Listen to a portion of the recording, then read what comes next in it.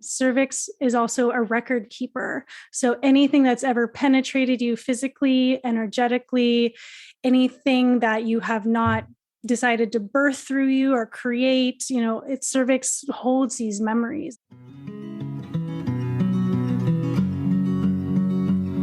Hi, friends. Welcome to the Medicine Stories podcast, where we are remembering what it is to be human upon the earth. I am Amber Magnolia Hill. This is episode 90. Today I'm sharing my interview with Barbara Denell Randall, who I've been following and internet friends with for many years now, talking about cervical wellness. The women's embodiment movement tends to stop at and be very focused on the womb, but the cervix lies even deeper and contains an abundance of information about where we've been and what is needed now.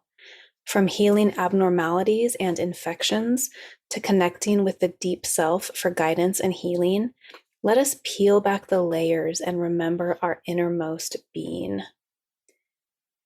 Denell Barbara Randall, MA, is a women's integrative health coach and wellness educator specializing in cervical health and pelvic well-being. After healing her cervix herself after 7 years of abnormal pap smears, HPV, and cervical dysplasia, Denell is devoted to spreading the word that yes, women can heal their cervix and fall deeper in love with their female body in the process. She has spent the last 12 years studying, researching, and practicing integrative health, lifestyle medicine, motivation and behavior change, self-sufficiency, devotional cooking and hearth tending, indigenous earth-based wisdom traditions, nature-based healing modalities, and the most important wisdom/intelligence one can study, her own body and her relationship to it. Cervical wellness is in service to all women and to girls who will become women and seeks to be a hopeful resource of pelvic well-being for all. This conversation is so deep, and I'm just so enamored of Denell's work, and I have seen over the years following her how many lives her work has changed, how many people have healed their cervixes. This is so exciting to me. And even though I have not had cervical issues myself, I just want to spread the word that this is possible. And of course, I have had pelvic issues, so it's relative to everyone. There are 2 Patreon bonuses that go along with this. One is a really personal medicine story of mine, but the first is a bonus video interview. So you can see Denell and I on this Zoom call. I've never done that before. I've never posted a video of these interviews, but that's over at patreon.com/medicine stories. It is all about devotional cooking and sunlight medicine. So we talk about feminism's effect on women's health and metabolism, cooking, true nourishment, and the dopamine feedback system. Your energy and intention when preparing food is an ingredient in that food. Kitchen ambiance and loving your cooking implements. Taking it slow and steady because drastic changes tend to not stick. The foods Denell eats to nourish her cervix. Sunlight medicine and the app we both use to track vitamin D exposure and when vitamin D is strongest in the sky. Replacing psychedelics and cannabis with sunlight, and why we both don't crave chocolate the way we used to anymore. What has replaced that for us? The second bonus is an audio recording. I've titled it, "He Violated Me, Then Called Me a Witch," because that's what happened.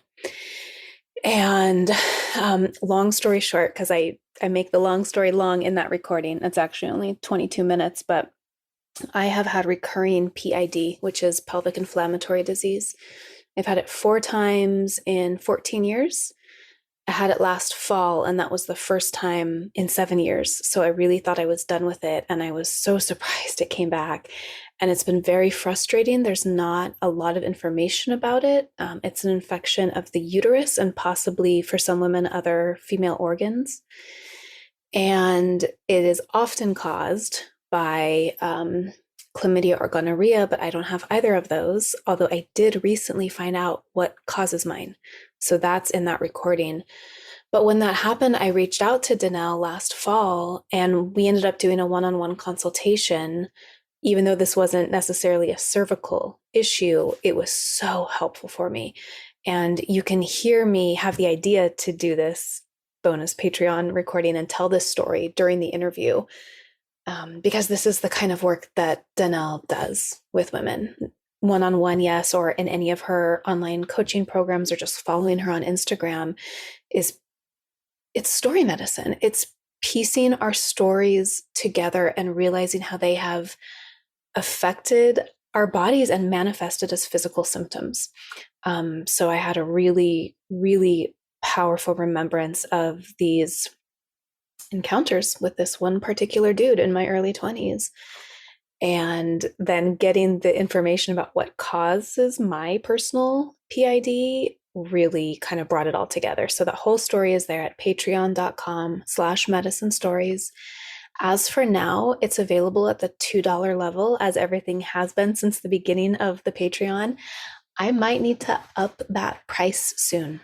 I put so much more work into this podcast than I get paid for, which has been fine until recently. So I'm just going to put that out there, that if you're already a patron or have been thinking about it, it's probably the minimum monthly subscription is probably going to go up at some point in the near future. I'm figuring it out. I want it to like feel good and work for people and everything.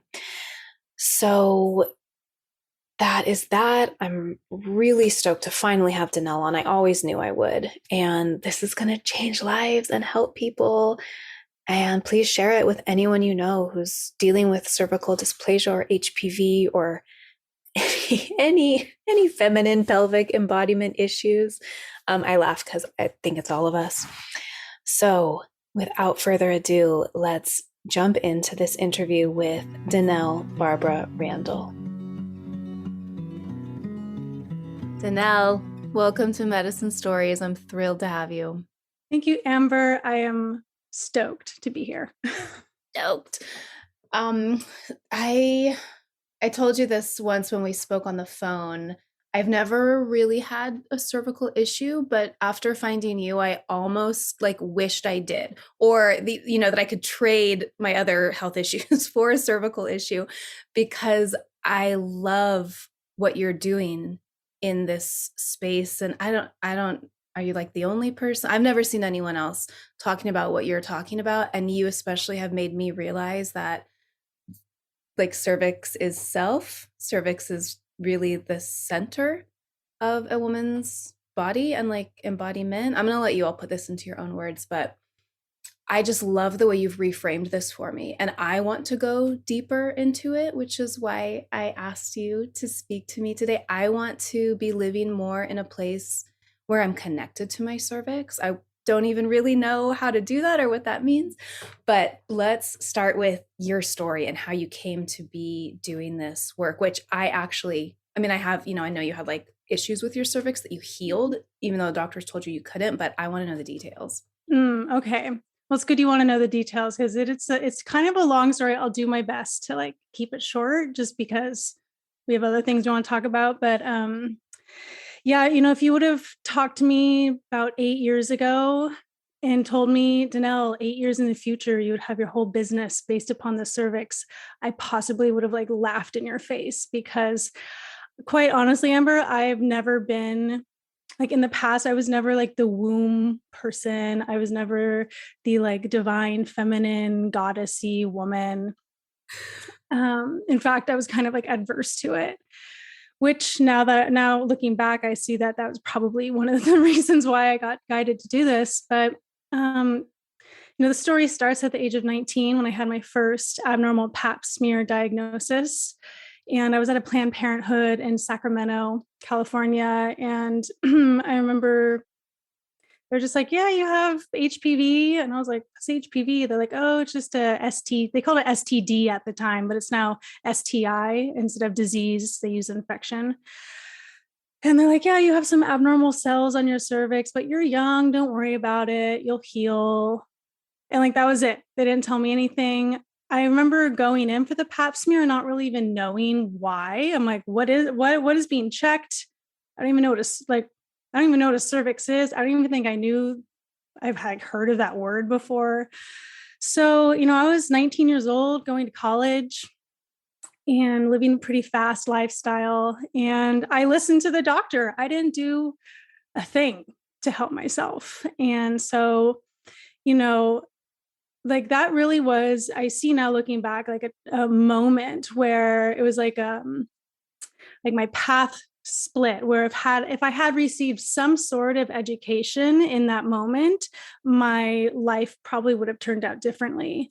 But because I didn't have any education or any understanding about this part of my body, I just kind of continued to live life and drink and party and stay up late and have multiple sexual partners without using protection. And so, this began to snowball within my body. And over the next 3 years, I had continuous abnormal pap smears, and the cervical dysplasia, which is abnormal cells on the cervix, which is considered a precancerous condition, started to worsen, and it got worse and worse and worse. And the HPV wasn't going away. And then it came out that I had both strains of cancer causing HPV, 16 and 18. And like throughout those going to 4 years, like 3.5 to 4 years, none of my practitioners ever explained anything to me. And I remember asking my doctor, I was like, what can I do? Like, I want to help myself. And she's like, oh, there's nothing you can do. You can maybe take some folic acid or like lysine as a supplement, and that's it. So I did that. I was like taking folic acid, I was taking lysine, and I still like just really wanted to help myself, but nobody was telling me anything. And during this time, those 3.5, 4 years, I experienced a lot of medical bullying. So I'm a very strong-willed person and stubborn. And so when I looked up online, like what the LEEP procedure was, which is the procedure that they offer women with cervical dysplasia, and I started reading these forums of like horror stories of women who had this surgical intervention on their cervix, I scared myself. I got so terrified. I saw images. Is it like a scraping? It's literally like, what is it, like a cartilage, where basically they take an electricized loop knife and they sear off the face of the cervix. So if you think of like a mound, they like cut the face of the mound off. Wow. You know what? Let's remember where we are. Can Yeah. you tell us where what and where the cervix is? I've had two conversations Oh in the yeah. last month with women in their 40s who are like goddessy woman power, who who thought it was the opening to the vagina, was the Oh, cervix. they thought it was a vaginal opening. Oh, okay. I will remember where I was. So the cervix is actually a part of the uterus. It's the what's called the neck of the uterus. So the uterus is kind of shaped like an upside down pear. The cervix is the very tip of it. And so the part of the cervix that gets checked in pap smears is what's called the face of the cervix, which is exposed in the vaginal canal. And it's at the very end of the vaginal canal. So like you stick something in your vaginal canal and you hit the end, like that's the cervix, or like the very, very inside end of the vaginal canal. But the body of cervix itself is thick. It's about like 3 inches thick. That blows my mind. I just learned that from you on Instagram this week. And I was Oh, like, whoa. I thought it was like maybe a couple centimeters. oh, well, cervix, when, in birth, it like flattens and effaces. And so that's what allows it to dilate, is because it has so much meat. Uh-huh. Yeah. Yeah. I know, it's trippy, huh? It is. So yeah, it's interesting how we as women like don't know where the cervix is in our body yet. Really smart women who are in tune with their bodies just Yes. haven't had the education. Right, right. Well, it's interesting. I mean, I'm not going to forget where I was in that story, but I did a lot of research in looking at anatomical drawings from the last, say, like 150 years. And in most anatomy books, like pre 1997, cervix wasn't even labeled. Pre 97. Around there. Yeah. Like the recent anatomical books, it's Yeah. labeled, but like, 60s, 70s, 80s, I think into the early 90s, like it wasn't even labeled in the anatomy drawings. That's my lifetime. I was 16 in 97. Like that.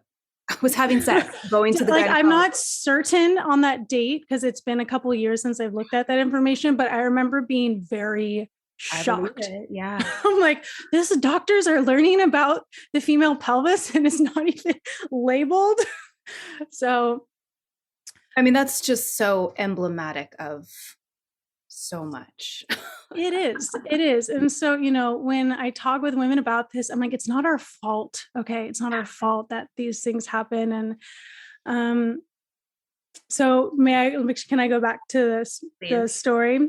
So while I was experiencing cervical dysplasia and HPV, before I decided to truly figure out what the heck was going on in my body, um, the doctors really didn't like that I wasn't, like, quote, listening to them because they wanted me to get the HPV vaccine. And I was like, I would ask them forthright, like, why do I need a vaccine for something I already have? Like, tell me how that works.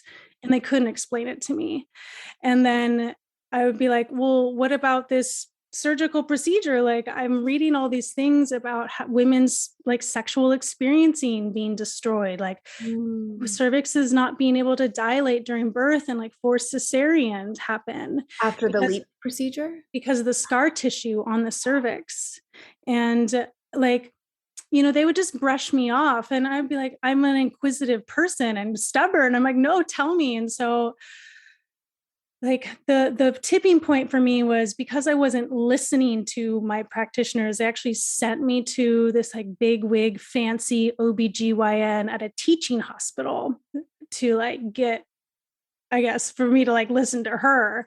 And I had my 7th colposcopy biopsy, which is like they take like a chunk out of the cervix just to read the cells. And there was a pivotal moment, like it's like seared into my memory, where she was on this rolly chair and she like rolled over to me, and I was in this big teaching gynecological exam room. So there was no audience, but there was like an audience stadium. It was very strange. Oh. And like I had never met this woman before, and she like put her cold hands on my exposed thigh, and she's like, you refuse the LEEP, you refuse the vaccine. I'm sorry, there's nothing more we can do for you. We'll see you when you come back with cancer. And I like walked out of that and I was like, oh my God, I'm 23 and I'm going to die early death of cervical cancer. And I went home and I was sobbing in the shower, and it was like a spiritual moment happened. It was like the most mystical spiritual experience I've had. And I've had mystical experiences, but it was like my body turned on, and like this like light like illuminated from within me. And like I heard my body was like, Denell, something's amiss, but we can figure it out. And like I like remember being in that shower, and like I pulled myself up off the shower floor pan, and I stepped out and I looked myself in the mirror, and I'm like, we're gonna figure this out. And so, Amber, for 3 years I did in-depth research and study about the cervix, reproductive health, immune system health, like holistic living. I went back to graduate school and got my master's in integrative health studies. And I was just like so fascinated on how the body can heal and regenerate. And I started reading stories about spontaneous healing of people who had like metastasized cancer, where overnight it would just like disappear. And I basically changed everything in my life to fit the needs of my cervix. And like, what was cervix telling me through this progressive condition of cervical dysplasia that was leading me towards cervical cancer? And lo and behold, a little after, about 3 years after that, like stake in the ground moment, I had a pap smear on a Thursday. And that Saturday morning, my doctor called me, which is very strange because doctors don't usually call you. Usually they like message you on the little messaging board online. And she's like, Denell, I got your results back and I couldn't wait to tell you. Like, I couldn't just like send you a message. But she's like, everything is clear. Like HPV, it's not showing up in your system anymore. The cervical dysplasia is gone. In fact, your cervix is the healthiest I've ever seen it. And she got quiet. She's like, how did you do it? And I just like burst out laughing, Amber. I was like, it was like the weight of the world was lifted off my shoulders. And then within about 30 seconds, I got very angry. I was so mad. I was just so mad and thinking of like all the bullying and the fear and how nobody told me all these things that I had learned, that I had to like find it out myself. And it was through that anger and actually that like righteousness, like, why aren't we women told about cervix, that I then began to share about what is now called cervical wellness. And now it's kind of my life's mission to speak about cervix and bring awareness to cervix, and not just for women who have abnormal pap smears, but as you were mentioning, just as a focal point for embodiment and like interconnection. And so that's what I do now. And it's a wild journey, but I'm happy to have been on it. God, that's crazy. And okay, I just have to point out a little something here. I've been reading and watching and listening to a lot of things about cults lately and cultish dynamics. And one major thing that happens in these cultish dynamics is not allowing for very logical, common sense questions to be asked. And like, you weren't even being super rebellious or awful. You were asking very common sense questions. Why would I take a vaccine for a thing I already have? I mean, that's, so it's just so interesting how, and I always have to say this, I'm not anti-modern medicine. I've used it. It saves lives, but that there really is this defensiveness. Yes. In modern medicine around questioning anything, even though we know like how, third leading cause of death, it's like 20 years behind research, and the practice is about 20 years behind the research at all times. And anyway, that's just really sticks out to me in that story. And so 2 questions, and then I very much want to get into cervix as self. But what was the answer to that question you were asking yourself of what is my cervix telling me with this dysplasia and HPV? And then also your doctor's answer, what did you do to heal it? Or your doctor? So what cervix was telling me through the HPV infection, through the dysplasia, was that I had disconnected from myself. I had actually rejected like who I am, who I was. And what I mean by that is there is a common theme in all the women I work with, that there is either a rejection of being a woman, of like being in a female body.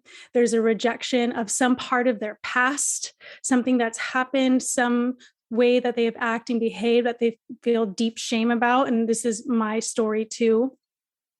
And so it's like, we just try to like disconnect from it, dissociate from it, like literally like piece ourselves apart and not be embodied in that part of ourselves anymore.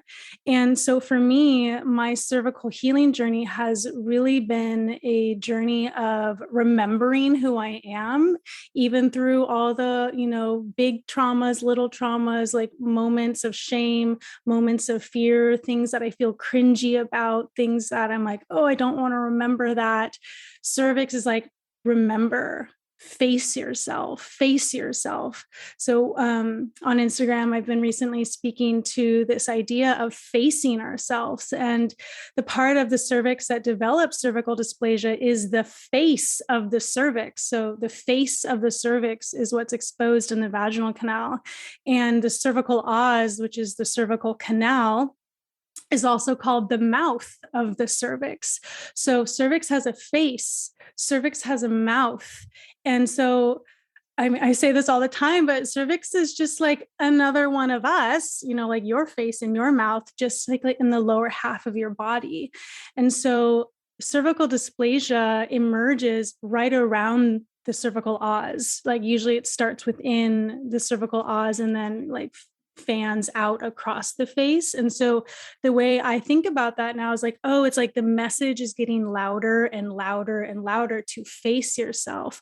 What are you rejecting about yourself? What are you denying that is true for you? And how are you dissociating from who you actually are, whether that's because of cultural programming, whether that's because of, traumas of the past, or it's kind of like a coping mechanism. For me, I have a history of codependency, and I used to pride myself in being like a chameleon where I could pretend and put on these like different personalities depending on who I was in the room with, instead of just being who I am. Like, Denell, this is my personality. And cervix guided me to confront that, to face that, like, oh, these are all the ways that I'm pretending. These are all the ways that I'm lying to myself constantly. Like, how many times have I said yes when I was actually a no in all realms of my life? And so, this idea of facing ourselves with how we are living in our body, how we are treating our body, how we are, having lifestyles and habits, how does it affect who we are? And that's really, I'd say, one of the more overarching themes of the cervical healing journey is what are you not facing, and what are you lying to yourself about? What are you denying within you? And the way that I've seen women heal very quickly, like I had one client who had SIN 3 cervical dysplasia, which is like the highest grade, which 9 times out of 10 doctors would be like, you need to have a LEEP right now. But I've seen a woman heal in 6 weeks. Like she had a pap smear, it was SIN 3. We worked together, and 6 weeks later she had another pap smear and it was gone.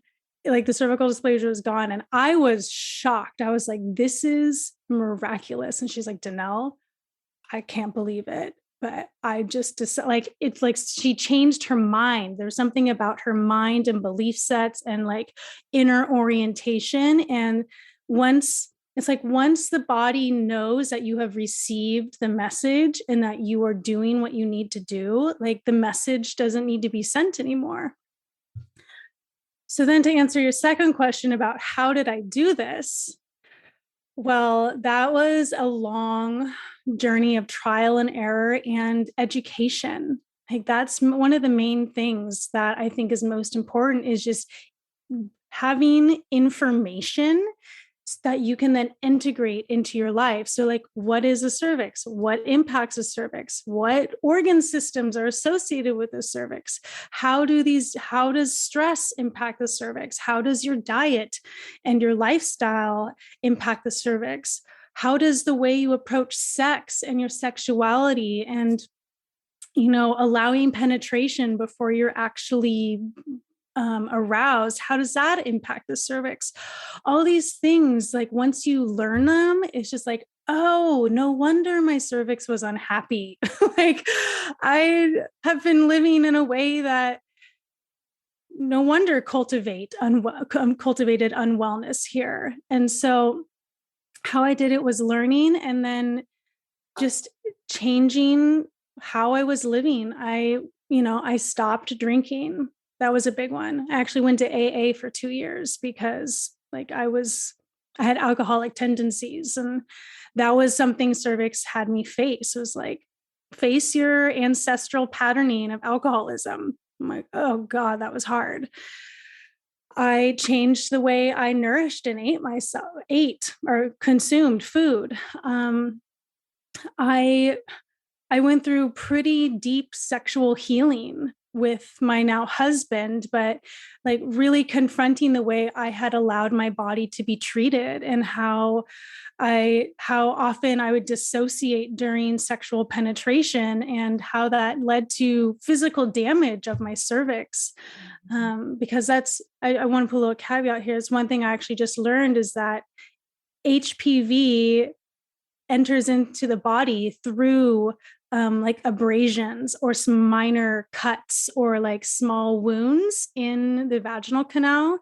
So like hard penetrative sex when you're not aroused properly leads to, small openings in the flesh, leading for the virus to come in. So like really getting clear about that, like, okay, so, I can keep going on and on, but it's really cervix calls us into change. And if something's wrong with cervix, or if you are being called to work with cervix, that means that change has to happen in your life. And cervix wants us to face ourselves in looking at what type of change that is.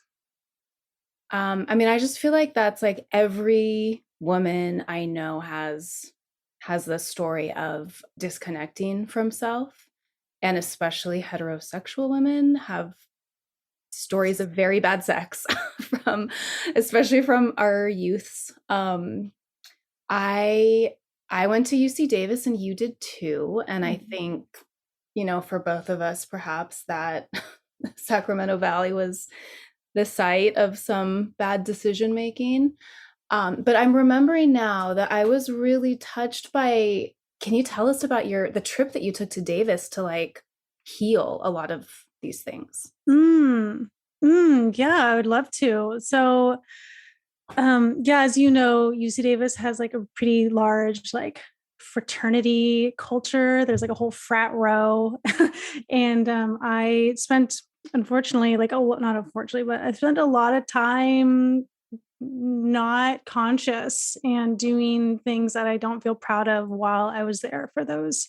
I would say like for like the last 2.5 years of my college experience. So this past spring, even though my cervix is healed of cervical dysplasia and HPV, I still feel like I'm on the cervical healing journey where, because of my work with my cervix, there's continuous revelations that come through. Like the voice of my cervix like continues to reveal things to me in places of myself that I have rejected or denied or just ignored. And there there was a very deep knowing in me that I needed to go back to Davis and like relive or like go to these locations that I only had like very faint figmented memories of, because I was either like drunk or high, or because just through trauma, memories distort. And so what was it? I think it was in February.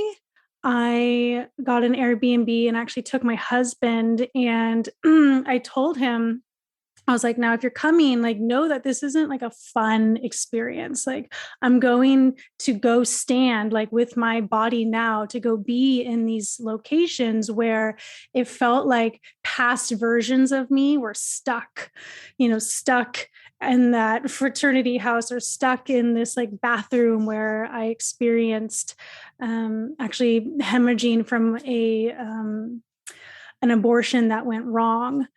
And that's a whole other story. But like, when I work with clients, they would tell me like, Denell, I have these memories and I don't know how to work with them. I'm like, well, how I know to work with them, guided by Cervix, is actually to return to the place where the memory happened.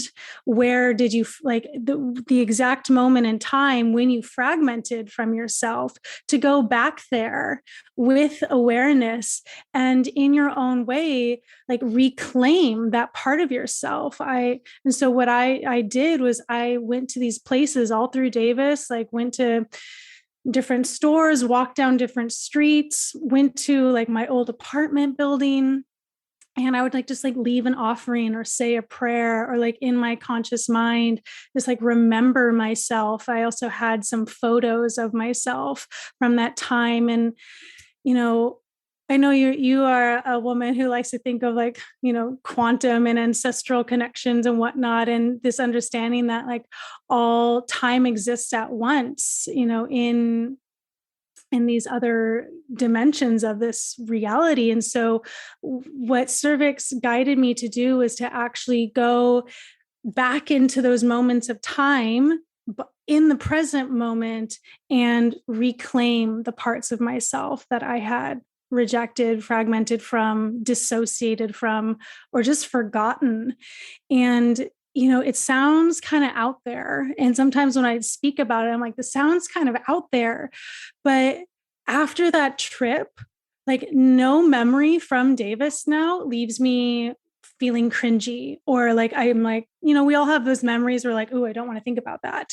That doesn't exist now from that time, because I've gone and I call it like tying up timeline loops, like loose ends in your timeline. You kind of like gather them back and like bring them back into your center, your core, back to cervix. So I do that often, actually. Not often, but anytime when I'm like meditating in my deep pelvis in cervix, and there's like a memory that emerges, like, you got to work with this. And I'm just like, okay, here's another timeline loop I get to tend to. I went to Maui and I did this. I've done this in different places in California. I've done this even in like in front of my childhood home, like these sorts of things. It's I really like to liken cervix as our own inner oracle. So a lot of women like to use divination and oracular practices outside of their body for information. And I'm like, actually, you have one in your deep pelvis. Like, bring your awareness there and you will know everything you need to know about what you need to do and move forward. So that was my experience in Davis. And now I'd love to go back and like enjoy picnic day, or I don't know, go, like actually enjoy being there. Yeah. Oh, I love this idea of closing timeline loops. And I was riveted to your stories when you were doing that. And I just decided that for a Patreon bonus, I'm going to record myself speaking about what you helped me go back and heal when we had our one-on-one. Because it's so similar. It's all these places in Sacramento and this one dude and that cringe moment, that like yes, shake your head, I don't want to remember it. That's exactly what we need to look at. So how do I listen to my cervix? Mm-hmm. Yeah, this is like an inner muscle that needs to be flexed, because there's a whole trend of feminine embodiment happening right now, and I'm like, these women are actually fully embodied because they're not actually in their cervix. Like, our whole like cervix is the base of our torso.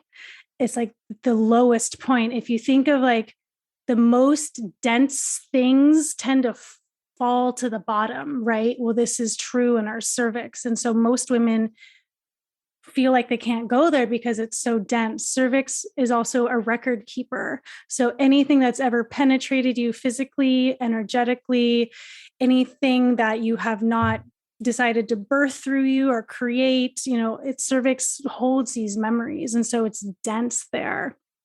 So the best way that I can invite living in cervix and connecting with cervix is to first be open and willing to descend into your pelvis. So like a short visual I like to guide women through is just like to bring your awareness into your midbrain. We don't have to like close our eyes and do this, but in your own time, just like bring your awareness into your midbrain. So like your reptilian brain. And then like a stone falling through water, you just descend the central channel of your body, which is the vagus nerve. So like you're descending from the middle of your brain down the central channel of your body. And like once we start to get towards our womb, most women stop there like, "Ooh, I'm connected to my womb." I'm like, "That's great. I love the womb too.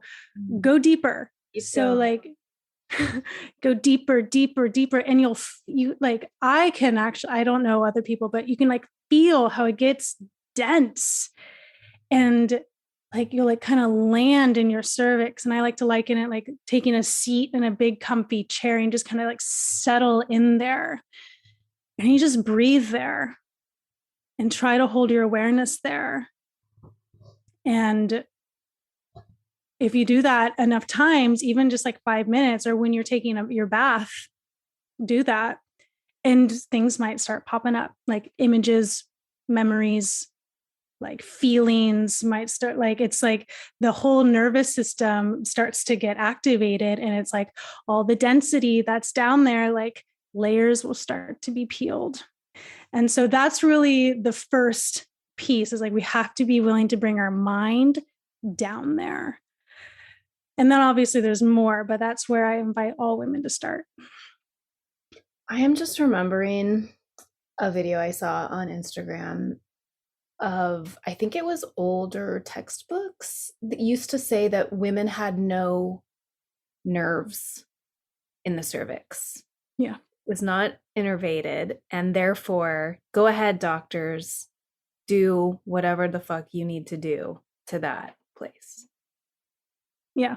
Yeah, that is still commonly spoken to. I mean, when like I've had women tell me all the time, I go in for a colposcopy or I start to question these procedures and the doctors would be like, "Oh, it doesn't matter. Like cervix doesn't feel anything. You won't feel it."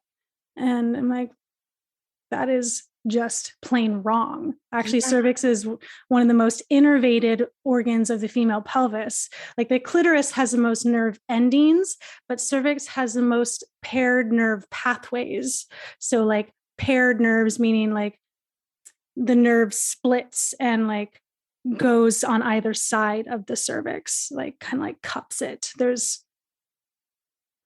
I'm forgetting the exact number. I think there's 5 different nerve pathways that like terminate in the cervix. So, I mean, cervix is also a sexual organ. Like women can have cervical orgasms, but unfortunately, there just isn't a lot of research being done because modern medicine doesn't like to do research on fertile aged women because they're afraid of impacting their fertility, which is ironic in my estimation.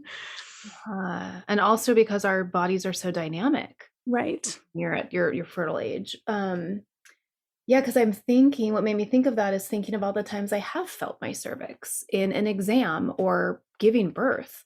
Right. The first time, I don't think I was aware of it, but the second time I was like, that's my fucking cervix stretching, that. Oh God, this is so intense. But my second birth was so much faster. And I know this is common, but I was really working with each wave in my second birth I was just visualizing that cervix opening. Whereas with my first, I was kind of like avoiding it, like, no, this is so intense, stop. And the second one, I was like, I just got to dive right into it. And oh my God, it was so fast. But I just remember being like, oh, this is my cervix. I'm feeling my cervix. That's cool. Yeah. Another invitation I give to all women is to try to reach inside with their hands and feel their cervix with your own fingers. Be careful if you have nails, but that's another way to bring like mind-body connection.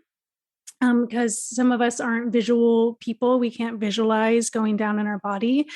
So, and if you think that your fingers don't aren't long enough, then use a tool. Like if you have a crystal wand or even like a dildo, like this isn't about self-pleasure, like, oh, I'm going to make myself orgasm. This is like, can I feel my cervix? And there are many women that have numb cervixes. And that doesn't mean it will be numb forever. But that's also a reality. But the only way to denumb, to thaw the cervix, is to start to work with cervix. And so, using our mind to go down or using something to go up and in. And, there's a lot of work about penetration and self-penetrating and like feeling safe to penetrate ourselves. That's another way to start to connect to cervix. It's very basic, but we were never told growing up that it was okay for us to penetrate ourselves. It was always like, I don't know, female masturbation or female exploration of our body is hardly ever spoken about or supported. And so, we've had so many other people inside of us. Like, why not ourselves? So, yeah, totally. yeah, No wonder we're disconnected. totally. Okay, we will come back to cervix, but I was also so enraptured by the story that you shared a few months ago about this tooth infection that you had. Why don't you actually start this off by telling us then about the business that you built around helping women address their cervical issues, and then how this tooth infection helped you see what was wrong with your approach and this total pivot that you've done over the last year when it comes to business and money. Oh my gosh. Okay. I'm still kind of in it, so I will do my best to answer this succinctly. So, when I started Cervical Wellness a little over 5 years ago, I was very much in service to women's health, very much in service to women's wellness, and really wanting to be, a voice for cervix in a way that is not seen on the planet right now. Like, women need to know this education. And so that's where I started. And, I had clients, I had a program, it was great, but, Instagram and social media is so nefarious sometimes, and you see what other women are doing. And, a couple years ago, I saw that some women were making a lot of money online. And I got really jealous because I have graduate school student loans, and like, wasn't ever something I consciously decided to change, but I started to emulate what these other online coaches were doing that were making a lot of money online. And so I some time, I don't know when exactly it happened, but my intention for cervical wellness switched from being of like deep service to women to being like, ooh, I want to be seen and noticed online, and I want people to think I'm sexy, and I want to make a lot of money, and if, it's like, I'm just going to call myself out here. Like, my ego grew so big, Amber, because I started being noticed. Like, people started recognizing me. Like, I went down to LA and had these like two girls be like, "Oh my God, are you Cervical Wellness?" And I'm like, "I'm Denell, but yeah, Cervical Wellness is my business." Like, people started to know who I was, and I would get like these like fan mails, and my ego just got like bigger and bigger. And, it's really humbling to recognize how easy that was to happen for me. So, last year I ended up investing in one of like the fancy sensual business coaches, and I launched my course in the way that she showed me was the way to make money. And lo and behold, I made the most money I'd ever made in a month in my entire life. I was just like, whoa, this works. Oh my gosh, this is amazing. And Amber, it was so bizarre. Like, I was like high from the income, and then it like very quickly felt empty. And this was July of last year. And I was like, this is very strange. Like, I thought I'm doing all these things right. Like, people are noticing me. I'm being recognized. I'm, I don't know, I'm feeling all sexy and sensual. Sorry, I'm like embarrassed to even say that, but like the emptiness I felt just like having this like lump of cash in my bank account, because then I started to I kind of like looked back at what I had done to make that money and the way that I had marketed, um and like some women reaching out being like, it's really hard for me to pay this amount of money, but I'm going to like take a loan out, or I'm going to like ask my parents if I can borrow this money. And like there was a part of me that was like, Denell, this is kind of effed up. Like these women are seeking support for you from you for something that's really scary. Like this isn't like a business coaching thing. This isn't like a sensual embodiment thing. Like this is possibly life and death for some women, you know? So after the experience of feeling the emptiness of the lump of cash, an abscess came out on my gum, and I didn't know what that was about. So I went to the dentist, and little did I know this would be like the next level of my cervical healing journey, but this time in my mouth, because what came out was that there had been a dead tooth in my mouth for possibly many years that had gone undiagnosed. And it had brewed an infection the size of like a little smaller than a golf ball in my head that killed one tooth. A second tooth was just about dead and was feeding on a third tooth. So it's like the infection was like feeding on my teeth in my mouth. And now I'm interested in Chinese body mapping. I don't know if you know about like tooth meridians and whatnot.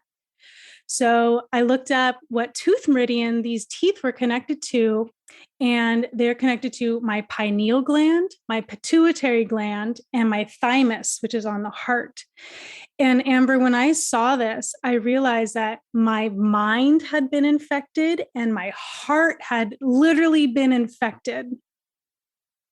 And when this all came up, it was it was it was probably one of the most like revelatory experiences of my life, where it was like my brain like broke when I realized what my business had become. Like I actually canceled everything. I canceled all my guest appearances. I like stopped all my programs. I basically hid into a hole because this infection in my teeth and in my face had been it okay, I'm just going to speak it how I experienced it. It felt like I had been possessed, or my mind had been brainwashed into a cult of like sensual boss babe embodiment from Instagram that was money hungry.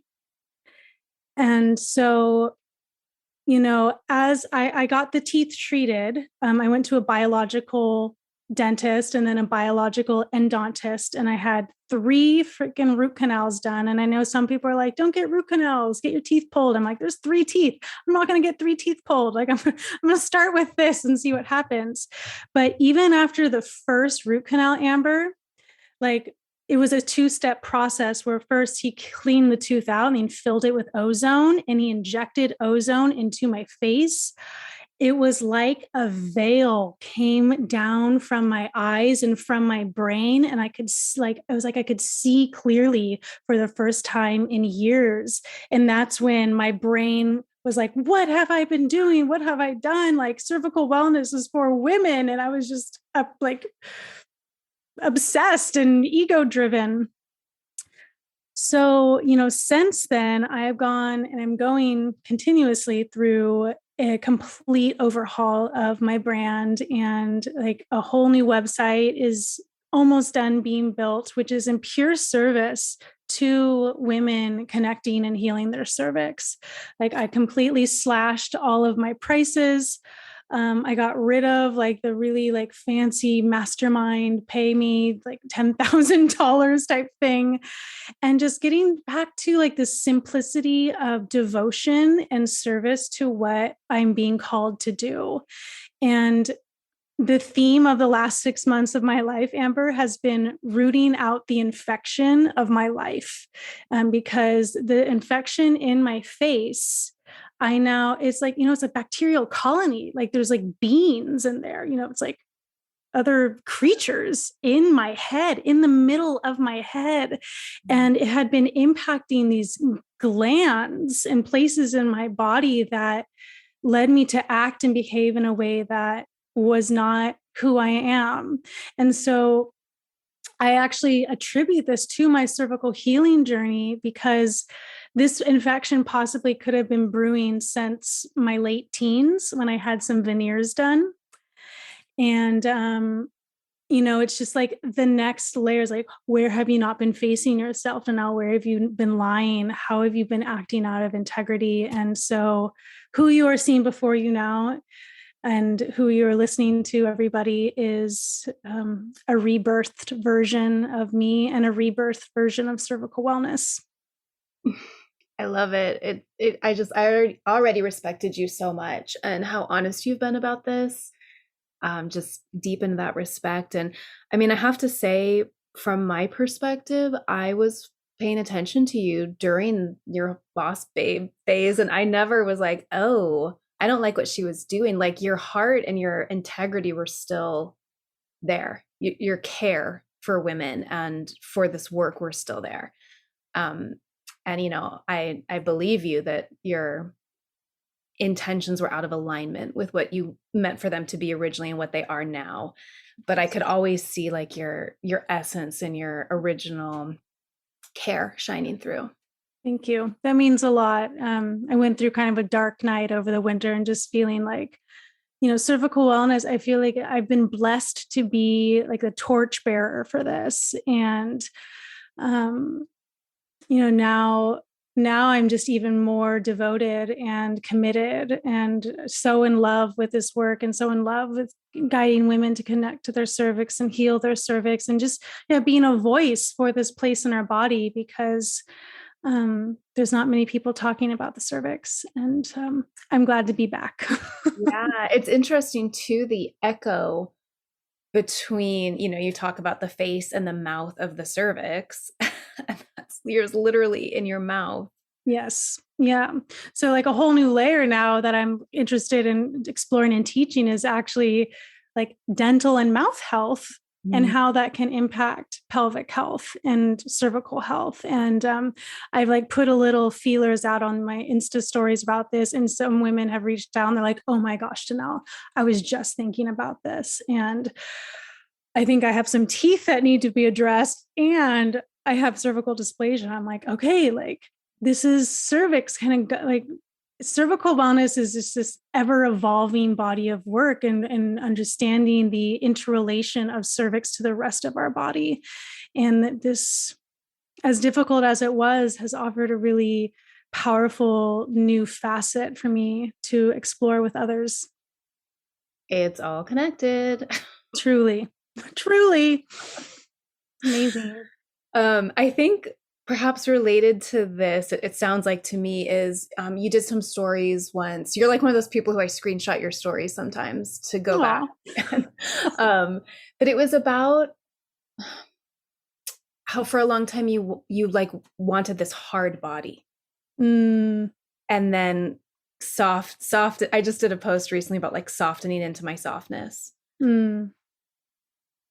Yeah, I feel like that kind of ties in what you were just talking about with cervix even more deeply.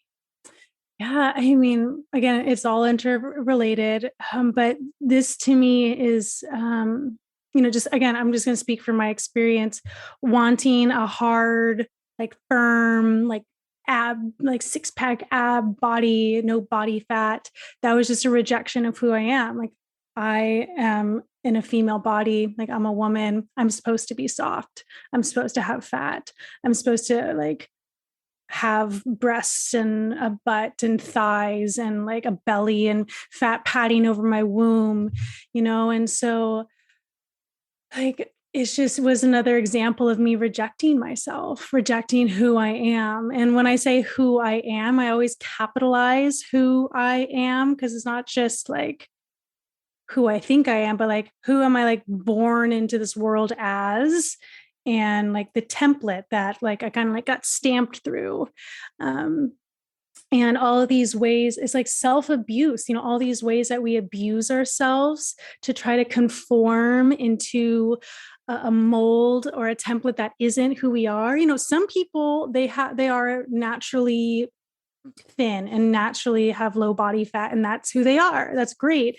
But that's not me. Like, I'm Polish and like Irish, and like we like eat a lot of meat and potatoes and like are like kind of like soft people, soft but strong. And so like this, again, this notion that cervix guides us to who we are and to face the parts of ourselves that we have rejected. And when we stop rejecting it and we just kind of surrender to our life and like what our natural body template wants to be, and our inherent personality, like without all the fakeness or pretense or trying to be like others, that's really the essence of it. And that's what guides my whole life now. And I have some friends from the past who are like, Denell, you've changed so much, so many times. I'm like, I know, because I'm like going through the layers of density. And as I peel it all back, I become closer to my truer essence. And that's what I want for all women. Yeah, and we just live in a culture that strips that from us at such a young age. Yes. Compulsive schooling, processed food, television, and Yes. all of those things have just accelerated.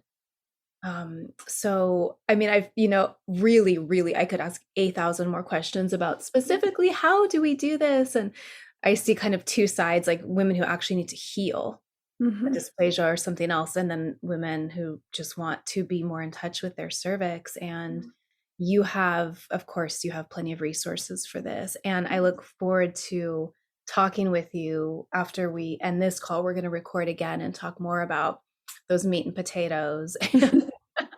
Like physically how you nourish yourself and how you've changed that to support cervix, and Yes. devotional cooking. I just love that phrase when I first saw you using it online, devotional cooking. But as we wrap up here, yeah, tell people where they can find you and what offerings you have. Yes, I'd love to. So you can find me on Instagram at cervical wellness. I'm very active there. And my website is cervicalwellness.com. For those of you who do have abnormal pap smears, I do have a book. It's called Informed, Aware, Empowered, a self-guided journey to clear paps. And I have a course called Cervical Wellness Online, which is devoted to showing you how to move through the cervical healing journey. Like, what do you need to take into consideration? What changes you need to make? What to incorporate, food, herbs, like how to align your lifestyle to fit the needs of your cervix. It goes into a lot of depth. Also, women who don't have abnormal pap smears have taken that course as well, because it really is about how to deeply connect to cervix for a healing journey. But with this new website, I'm also very excited. I'm going to have several more offerings. There's going to be a free public content library where it'll be like you give your email address. There's going to be the private library, which is a library of a large body of work that I've done over the years. And then there's going to be a more like high tailored content library that's called the Golden Cervix Archive. And this is where all of my my past courses, all of like the really like highbrow isn't the right word, but like really in-depth information about cervical connection, and not just about healing cervix, so abnormal pap smears, but for those who are interested in what I call like the cervix mysteries, or how does cervix influence your life in a way that we can actually use for our betterment and for the betterment of the world. So that's all coming. I'm very excited about it. And I also work with women one-on-one, either for longer containers of 6 months, or if you just want to ask me some questions, I do have single consultations that women can sign up for if you just want to talk to me for an hour. I love those. So I did that, and it was so. Again, I'll do a Patreon about that, but it was just beautiful. oh, I'm so happy that, that you got good things out of that. Yep. And then you have this ebook, Empowered Pap, Finding Freedom in the Gyno Oh Experience. yeah, that's right. Yeah, I have so many offerings. So this is a short, it's a 10-minute video actually, but for women who feel fear about gynecological exams or experiences. This goes through how I prepare and what I do when I'm in the doctor's office to like reclaim my power. And to really be in control of the situation. There's also a PDF of like what to do before, what to do during, what to do after. And there's also a workshop I have called Cervix Healing 101. And this is for the women who are just starting to consider like healing their cervix and like what really needs to be taken into consideration. Like I go through very fine detail about like, these are the top things you need to start to think about and incorporate in your life. And this is like a really good beginning place. So if you have abnormal pap smears, I recommend my book plus Cervix Healing 101 as a beginning place. And if you want to go deeper into the cervical healing journey, my course, Cervical Wellness Online, is really comprehensive and will give you most of what you need. I mean, obviously there's always more, but there's been a lot of women with great success with this course. Yay. I love it. I remember a good friend's sister years ago saying she owned a health food store and saying like, no, you can heal HPV, you can get rid of these things. But then I was like, but wait, how? What are you even talking about? But it always stuck with me that was possible.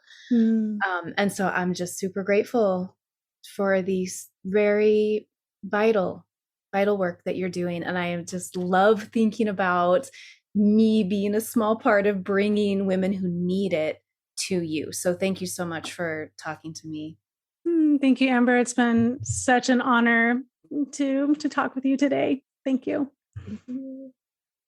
Okay, congratulations to you for listening to the end of this. If you're at all interested in diving more into Denell's work, specifically her cervical wellness online course, because she just messaged me offering a 25% off coupon code to patrons of this podcast. So you can find that at patreon.com/medicine stories, 25% off her fabulous online cervical wellness course.